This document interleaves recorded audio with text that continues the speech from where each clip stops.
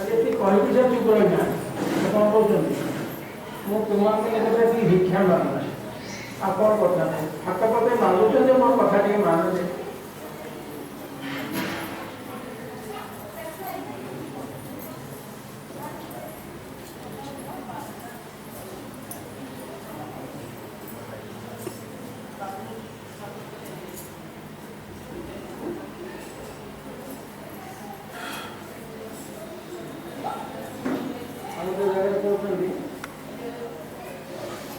वर्ष शेष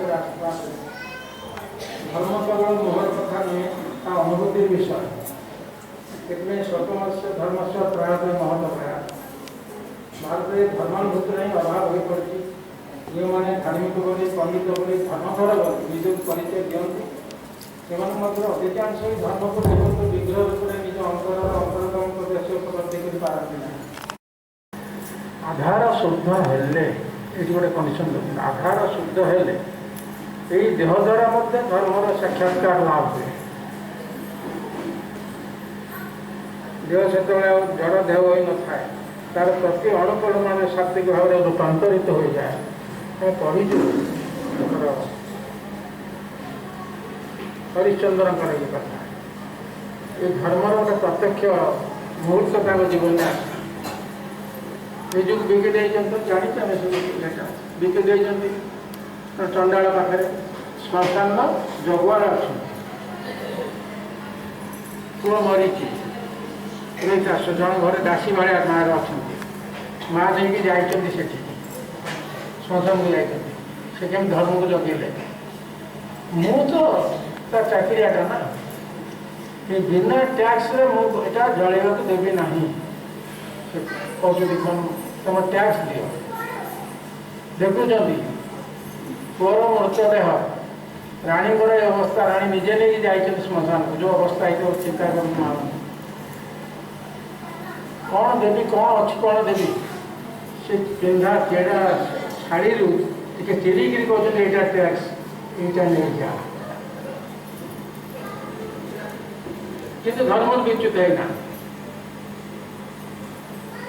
ये नहीं आदेश दिपर धर्मदेवता आसी समस्त ख्रीटान है जीशु विश्वास कर सनातन धर्म ईश्वर को विश्वास करूँ भगवान विश्वास करूँ गुरु को विश्वास करूँ द्वितीय कहते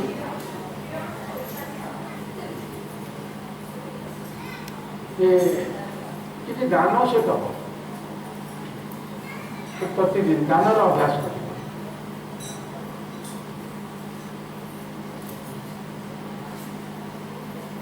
सत्य और सदाचार पालन करे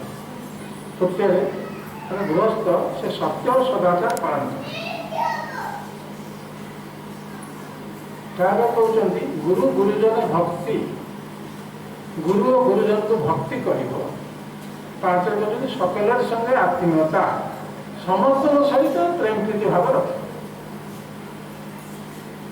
गृहस्थर धर्म बोली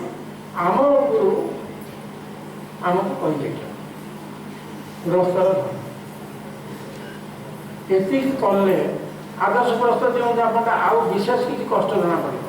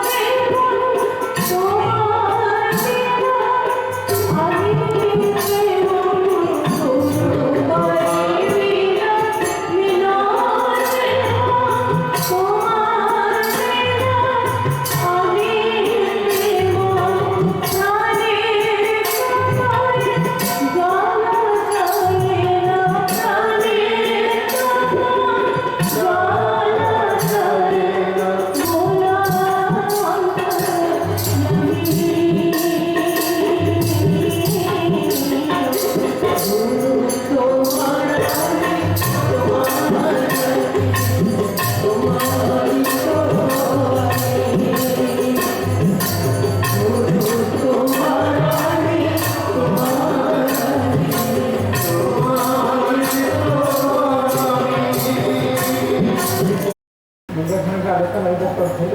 ଗୋଟେ ରିଆକ୍ସନ୍ ମିଳିଛି ତ ଆମେ ତୁମର ବୋଲି କହିବୁ ତୁମରାନୀ କହିବାଟା ଭାରି କଷ୍ଟ।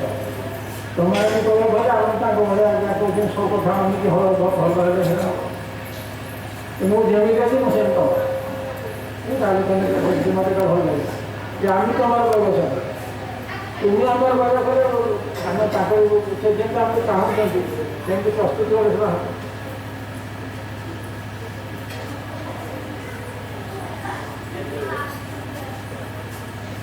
ମାନେ ଆର୍ଟିଷ୍ଟ ଥିଲେ ଭଲ ମୂର୍ତ୍ତି ତିଆରି କରେ ମୂର୍ତ୍ତି ଯେ ଜୀବନ୍ତ ଆମେ ଜାଣିପାରିବାନି ଗୋଟେ ମୂର୍ତ୍ତି ଯଦି ଅଛି ଆଲି ତାର ମୂର୍ତ୍ତି ବେଳ ଆସିଗଲା ତମେ ମୂର୍ତ୍ତି ତ ଡର ସମସ୍ତଙ୍କର ଡର ହେଲା ହେଲେ ମୂର୍ତ୍ତି ତ ଆସିବ ମୋତେ ନେବାକୁ ମୁଁ ମୋର ଏମିତି ମୂର୍ତ୍ତି କେତେଟା କରିଦେବି ଯେ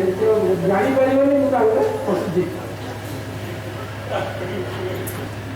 ସୁନ୍ଦର 12-13ଟି ମୂର୍ତ୍ତି କଲେ ସବୁ ଯାକ ଜୀବନ୍ତ ଦେଖିଲେ ଜାଣି ହେଉନି ଯେ ମୂର୍ତ୍ତି କଲେ ତା ଭିତରେ ନିଜେ ଠିଆ ହେଇଛନ୍ତି ମୂର୍ତ୍ତି ଦୋକାନ ତ ଆସିଲେ ଏଇଟା ଆମର ଶିକ୍ଷା ପାଇଁ ଆସିଲେ ମୋତେ ତ ନମରାଜ କରିଛନ୍ତି ଜଣକୁ ଆଣିବାକୁ ତ 14ଟା ଆଇଲେ ମୁଁ କାହାକୁ ତାକୁ ସ୍ଥିର କରିପାରିଲି ଫେରିଲା ହେଲେ ମହାରାଜ ବଡ଼ ଅସୁବିଧାରେ ପଡ଼ିଲୁ ଆମେ ଆପଣଙ୍କୁ ଜଣକୁ ଆଣିବାକୁ କହିଲେ ଆଉ ସେଟା ବେଳକୁ 14 ଜଣ ଅଛନ୍ତି ଏକା ଭଳିଆ କାରଣ ଚିହ୍ନି ପାରିଲୁନି ମୁଁ ଚିହ୍ନେଇଲି ମୁଁ କହିଲି ସେମିତି ସେକଥା ଆମେ କହିଲେ ଗୋଟେ ଥଟ୍ଟା ଏ ସବୁ ବେଶୀ ଦେଇ ଗଲେ ସବୁ ଅଛି ଯେ ଟିକେ କ'ଣ ଗୋଟେ ବାହାରିଲେ କ'ଣ ଅଛି ନାଇଁ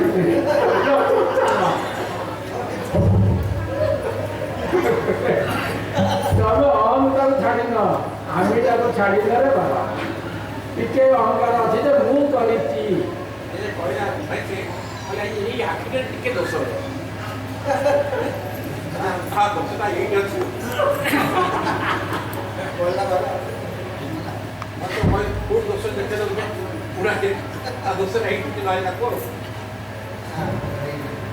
ରମଣ ମସ୍ତିକ ଆଶ୍ରମକୁ ଯାଇଥିଲି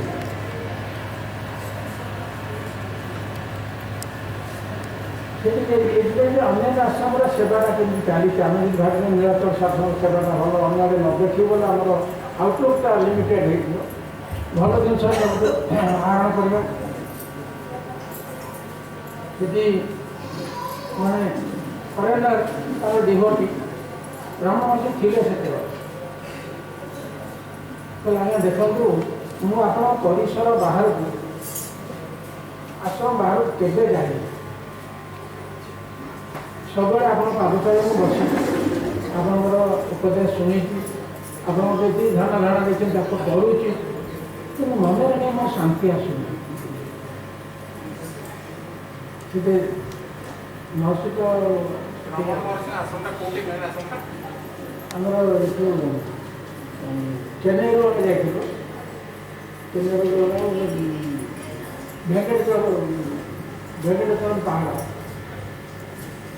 ଚେନ୍ନାଇରୁ ଯିବା ସଭାପତି ନିର୍ମଳ ଭାଇ ମୁଁ 2-4 ଜଣ ଯାଇଥିଲି ମୁଁ ସେଇଠି ଗଲା ଯେଉଁ ଫୋର୍ ଜୀବନଟା ଧରିଦେଲେ ନା ସେଇଠି ମୋର ଆଇଡ଼ିଆ ନେଇ ଯେହେତୁ ଆମେ ଠାକୁର ଧରିକି କରିପାରିବା ଯିଏ ଟୁରିଷ୍ଟ ଆସୁଛନ୍ତି ଆମେ କିଛି ଠାକୁର ବିଷୟରେ ଜଣେଇ ପାରୁନୁ ନା ସର୍ଟ ଲାଇଟ୍ଟା ଜଣେଇବା ସେଇଠୁ ସେ ସେଠୁ କହିଲେ ଫୋର୍ ଯେଉଁ ଠାକୁରଙ୍କ ସଠିକ ଜୀବନ ସେ ମଧ୍ୟ ଚାହୁଁଛି ଧରେଇ ଦେବେ ନା ମୁଁ ଗୋଟେ ଯେମିତି ସାଧାରଣ ଆମର ହେଇଗଲା ଶାନ୍ତି ପାଉନି ସବୁବେଳେ ମୁଁ ଆପଣଙ୍କର ଆଶ୍ରମ ଭିତରେ ଅଛି ଆପଣ ପାଦ ତଳେ ବସିକି ଆପଣଙ୍କର ଯେତିକି ଧ୍ୟାନ ଦେଇଛନ୍ତି କରିକି ଶାନ୍ତି ପାଉନି ତେବେ ସବୁ ହେଲା ଯେ ସେ ତ ମୁଁଟା ଅଛି ମୁଁ କାହିଁ ପାଉନି ସେ ମୁଁ ବି ଯୋଉ ଛାଡ଼ିବ ସେମିତି ଶାନ୍ତି ଭାରି କଷ୍ଟ ବିରଜାନନ୍ଦ ବସିଛନ୍ତି ଜଣେ ବୟସ୍କ ସନ୍ନ୍ୟାସୀ ବୟସ ଦୃଷ୍ଟିରୁ ସେ ବ୍ଲାଇଣ୍ଡ ହେଇଯାଇଛି ଜଣେ ସେବକ ପାଖରେ ଅଛି କବାଟ ଟକଟକା ବିରଜାନନ୍ଦ ପଚାରୁଛନ୍ତି କିଏ କିଏ ରେ କିଏ କିଛି କହୁନାହାନ୍ତି ଯିଏ ଠକ୍ ଠକ୍ କରୁଛନ୍ତି ପୁଣି ଠକ୍ ଠକ୍ କଲେ पुणी पचारे तापर से लोक धर धीरे जाए कबाट खोल खोल मूलशंकर खेल ना मूलशंकर हाँ तेल खेल पचार केवे अपेक्षा कर तू आसी मुझे पचार कहूँ ना आप किए मुझे किए जानी पर्यंत मुझे जानी कौन उत्तर था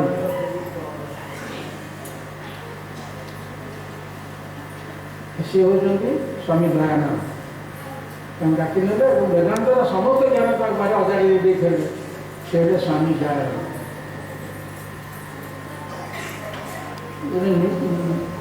मीरा जाऊँ श्रीकृष्ण को पाया राजप्रसाद छाड़ी देती चर्चर होती झीर द्वारा रविदास पाक जाते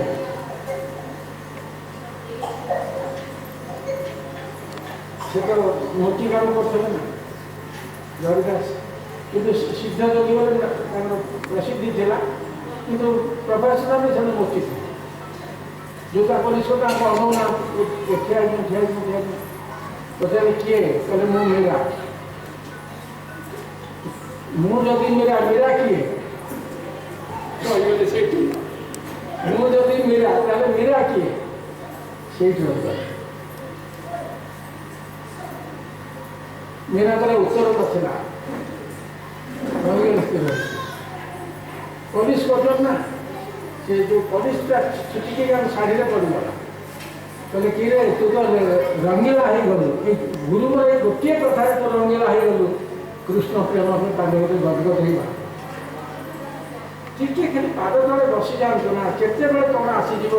रंगीला करदे टिके टिके करे आसतु दर्शतु शुभ दृष्टि आगे अनेक अनिष्ट आम नष्ट हो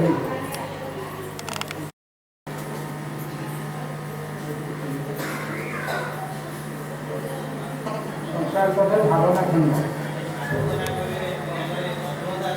रवि दास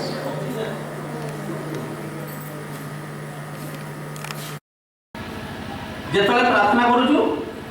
सेतले कोन कहूछु नराकार परब्रह्म रूपाय ज्ञान हारिणी 80 भागरो अधिक भक्त माने ए भलिया कहउछन्ति। प्रथम कथा होछि यदि व्याकरण दृष्टि देखा जाए ताहले कहबा पई हबो नराकार परब्रह्म रूपाय ज्ञान हारिणी रूपाय नुहे रूपाया आ यदि व्याकरण छाड़ी तमे सहज सरल भाव में कहबू ताले नराकार परब्रह्म रूपाय अज्ञान हारिणी काहेकि ये श्लोकर अर्थ होची नराकार परब्रह्म मनुष्य आकार परब्रह्म निर्गुण निराकार ब्रह्म सच्चिदानंद स्वरूप जो ब्रह्म से नराकार रे आछंती नराकार परब्रह्म रूपाय रूप ग्रहण करिसंती कोन पई अज्ञान हारिणी जीव मानकर अज्ञान को हरण करिवे केमिति आत्मज्ञान प्रदान हेनो आत्मज्ञान व स्वरूप ज्ञान द्वारा जीव मानक ठारू अज्ञान को हरण करी ताको स्वरूप रे प्रतिष्ठित करिवे तापरे कहउछन्ति किछि कर प्रार्थना द्वारा केवल प्रार्थना द्वारा साधन भजन किछि आवश्यकता नहीं प्रार्थना द्वारा आमे स्वरूप प्राप्ति करि परिबो आत्मज्ञान प्राप्ति करि परिबो किंतु प्रार्थनाटा केमिति होबा दरकार प्रथम कथा होछि अर्थ चिंतन पूर्वक द्वितीय कथा होछि मनोमुख एक आमानकर मन कोठी जीव मुहरे कोन उच्चारण करूछि तृतीय कथा होछि प्रार्थनाटा अंतर प्रदेश रु आसीबो काहेकि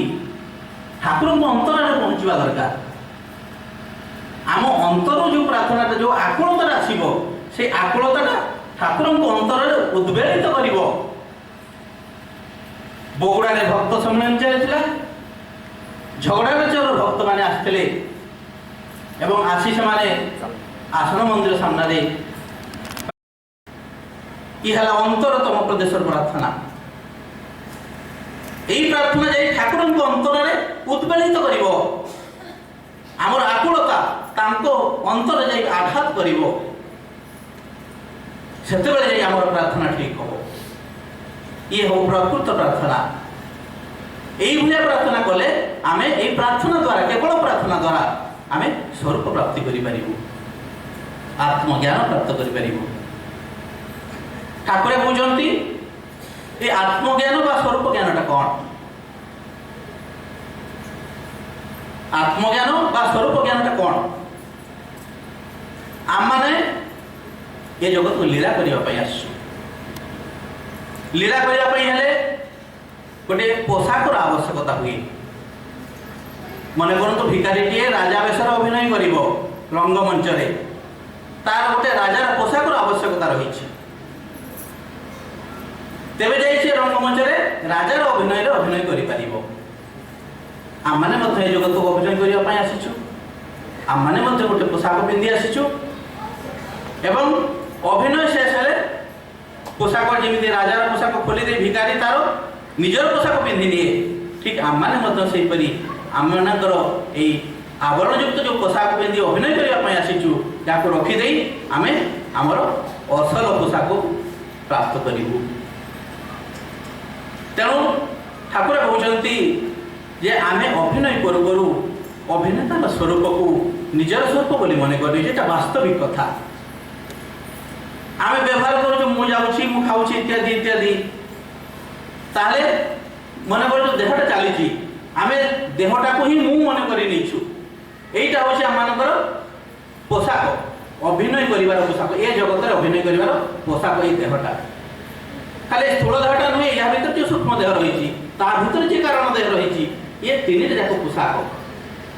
ये पोशाक को नहीं आम अभिनय करूँ ठाकुर कहते अभिनय करू करू अभिनेतार स्वरूप को निजर स्वरूप बोली मन कर आम ये देहटा को मु बोली मन कर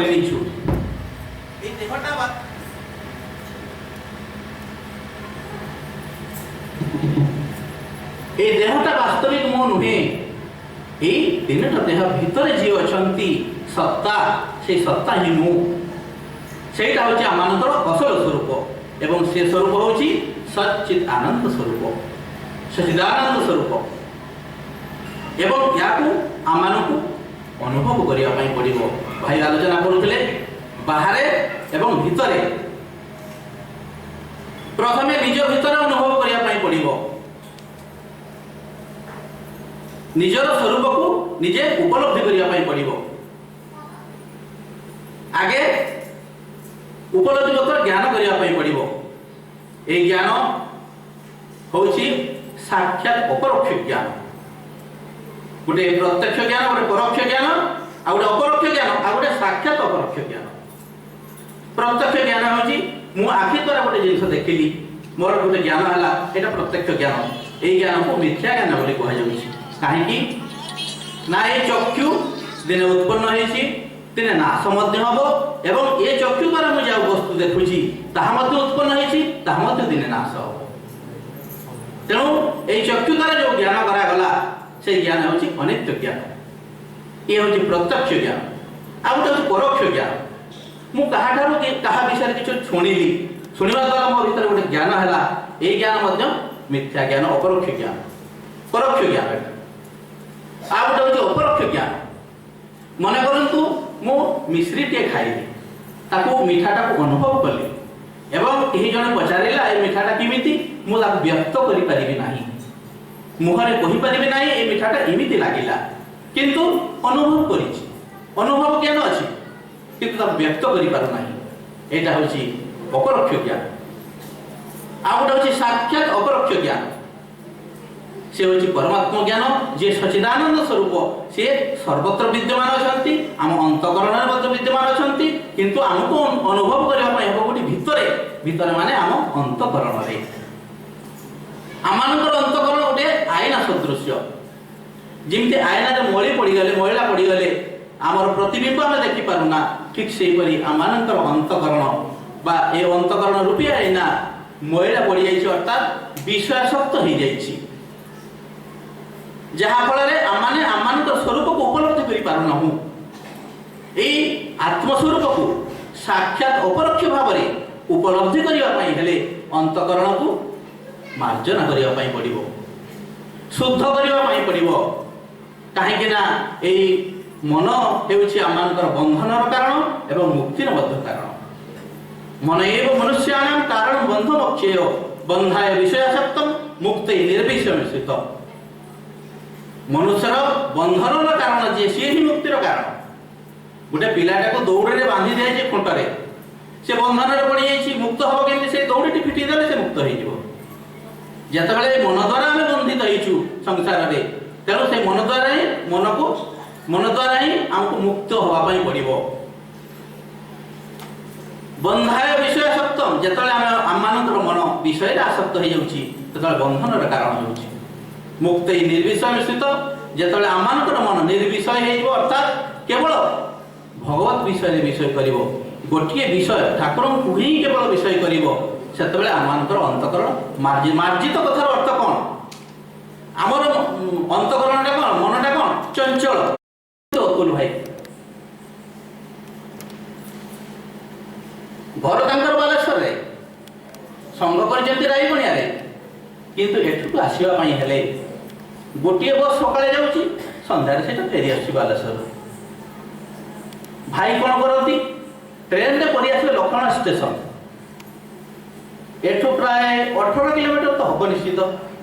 ସେଇଠୁ ଆସିବେ ଚାଲି ଚାଲି। ତା ଭିତରେ ଗୋଟେ ନଦୀ ଅଛି, ନଦୀ ପାର ହେଇ ଡଙ୍ଗା ପାର ହେଇ ଆସିବା ପାଇଁ ପଡ଼ିବ।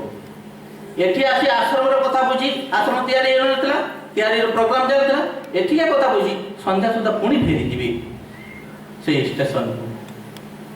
ଦିନ ସାରା ଖାଇଥିବେ ନ ଖାଇଥିବେ କିଛି ଚିନ୍ତା ନାହିଁ, ତାଙ୍କ ମନରେ ଟିକେ ବି ଦୁଃଖ ନାହିଁ। ହୁଏତ କୋଉଦିନ କେଦାର ଭାଇଙ୍କ ଘରେ ଟିକେ ଖାଇଥିବେ, କୋଉଦିନ ନ ଖାଇକି ଫେରି ଯାଇଛନ୍ତି। ମାନେ କୋଉ ଭଳିଆ ସେ ସେବା କରିଛନ୍ତି, ଯେ ଅତୀତ ହେଇଯାନ୍ତି କ'ଣ କରିଛନ୍ତି, ଆମର ତାକୁ ଅନୁଶୀଳନ କରିବା କଥା। ଆମେ ଆଜି କ'ଣ କରୁଛୁ? ମନ୍ଦିରଟା ତିଆରି ହେଇଯାଇଛି, ସବୁ କିଛି ହେଇଯାଇଛି, କିନ୍ତୁ ଟିକେ ସେବା କରିବା ପାଇଁ ବି ଆମର ସମୟ ନାହିଁ। ତାହେଲେ ଅତୁଲ ଭାଇ କେମିତି ସେ ସେବା କରୁଥିଲେ? ଦ୍ୱିତୀୟ ହେଉଛନ୍ତି ଅନିରୁଦ୍ଧ ଭାଇ, ଯିଏ ବାରିପଦାରେ ଚାଲିଗଲେ ଏବଂ ତାଙ୍କ ସହିତ ନବ ଭାଇ ଥିଲେ, ସିଏ ମଧ୍ୟ ଚାଲିଗଲେ। କିନ୍ତୁ ଆମେ ଅନିରୁଦ୍ଧ ଭାଇଙ୍କୁ ଆମେ ପାଇଲୁ, ହସ୍ପିଟାଲରେ ପାଇଥିଲୁ। ହସ୍ପିଟାଲରେ ପାଇ ମୁଁ ତ ଚିହ୍ନି ପାରିଲି ନାହିଁ, ବିଶ୍ୱନାଥ ଭାଇ ଯାଇକି ଚିହ୍ନିଲେ। ଚିହ୍ନିଲା ପରେ ତାଙ୍କୁ ପୁଣି ସିରିୟସ୍ ଥିଲେ, କଟକ ନେଇଯିବା ପାଇଁ ଗାଡ଼ି ବ୍ୟବସ୍ଥା କରାଗଲା। ରାସ୍ତାରେ ଯାଉ ଯାଉ ଦେହ ରକ୍ଷା କଲେ। ସିଏ କ'ଣ କରୁଥିଲେ? ସେତେବେଳେ ଏଜବେଷ୍ଟର ଘରଟେ ହେଇଥିଲା, ସିମେଣ୍ଟ ଏଜବେଷ୍ଟର। ହଁ, ସେଇଥିରେ ସେ କ'ଣ କରୁଥିଲେ? ଶନିବାର ଦିନ ଅଧିବାସ, ଲେପା ପୋଛା ହବ। ଅତୁଲ ଭାଇ କିନ୍ତୁ ତା ଶନିବାର ଦିନ ପଳେଇ ଆସିବେ, ବସ୍ରେ ପଳେଇ ଆସିବେ, ଆସିକି ସେ ରହିବେ। ଅନିରୁଦ୍ଧ ଭାଇ ତାଙ୍କ ନାତି ନାତୁଣୀକୁ ଧରିକି ଆସିବେ, ଛୋଟ ଛୋଟ ହେଇଥିଲେ ସେମାନେ। ଆସିବେ, ତାପରେ ଗୋବର ଆଣିବା ପାଇଁ ଯିବୁ, ପଦାରୁ ଗୋବର ସାଉଣ୍ଡି ଆଣିବୁ, ଘର ଲିପା ପୋଛା ହବ, ତାପରେ ରହିବେ କୋଉଠି? ବିଶ୍ୱନାଥ ଭାଇଙ୍କ ପାଖରେ। ଠିକ୍ ରାତି 3ଟାରୁ ସେମାନେ ଉଠିବେ, 2 ଜଣ ଯାକ ଠିକ୍ 3ଟାରୁ ଉଠିବେ, ଆସିକି ପୁଣି ଏଠି ଠାକୁରଙ୍କର ସଂଘାଧିବେଶନ ହବ। ମୁଁ 25 ବର୍ଷ ତଳର କଥା କହୁଛି। ଆଜ୍ଞା, ମୋର ସେତେବେଳେ 20-25 ବର୍ଷ ହବ। ଅନିରୁଦ୍ଧ ଭାଇ କ'ଣ କରନ୍ତି? ଯେତେବେଳେ ଘରଟା ତିଆରି ହେଉଥିଲା, ତଳେ ମାଟି ପକା ହେଲା, ସେ ମାଟି ବସା ହେଇନାହିଁ, ଏମିତି ପକାଇ ଦିଆଯାଇଛି। ଘରୁ ଟିକେ ମୁଢ଼ି ଧରିକି ଆସିଥିବେ ଏବଂ ଗୋଟେ ପିଟଣା ଗୋଟେ ଧରି ଆସିଥିବେ, ମାଟି ସମାନ କରିବେ, ଦିନ ସାରା ବସି ପିଟୁଥିବେ। ତାଙ୍କର ଅବସ୍ଥା କ'ଣ? ସେତେବେଳେ ସେ ରିଟାୟାର୍ଡ ହେଇସାରିଲେଣି, ସେଇ ଅବସ୍ଥାରେ ବି ସେ ଧରି ପିଟଣା ପିଟୁଛନ୍ତି।